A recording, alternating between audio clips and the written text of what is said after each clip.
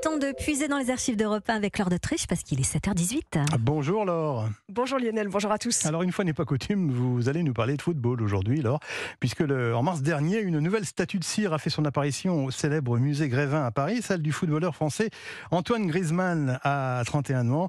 Grisou, comme on l'appelle, est aujourd'hui un joueur clé de l'Atlético de Madrid et dans l'équipe de France. Et vous revenez sur sa carrière Laure. Oui, la première fois qu'il est dans la lumière, c'est en 2014. Il est sélectionné au sein de l'équipe de France pour le mondial au Brésil. Toute sa famille, originaire de Mâcon, le regarde devant la télé. C'est vrai qu'il a la tête sur les épaules, ça c'est sympa aussi, c'est bien. Quand il a une bonne mentalité, ça peut aussi aider dans une ascension comme aujourd'hui.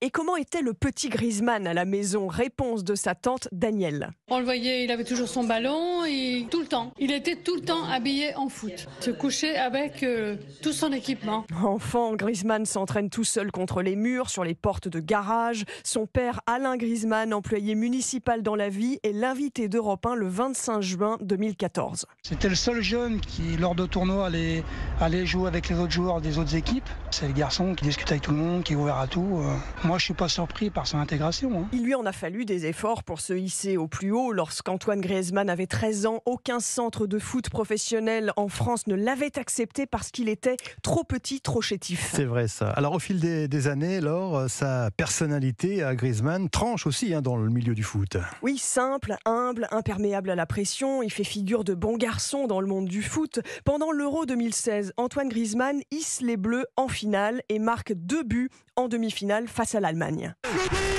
but de Griezmann! C'est de la folie! Le doublé pour Antoine Griezmann!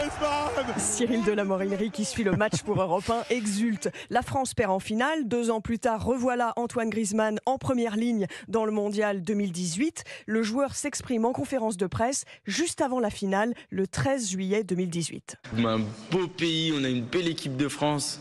On a des beaux Français, des beaux journalistes. Et j'ai envie que les jeunes aussi disent voilà, vive la France, vive la République. J'ai envie de dire à quel point je suis fier d'être français. Griezmann avait 7 ans en 98 lorsque la France a gagné la Coupe du Monde. Il en a 27 en 2018 et juste après, il rapportera pendant quelques heures la Coupe du Monde à Mâcon, sa ville d'origine. Merci Laure d'Autriche.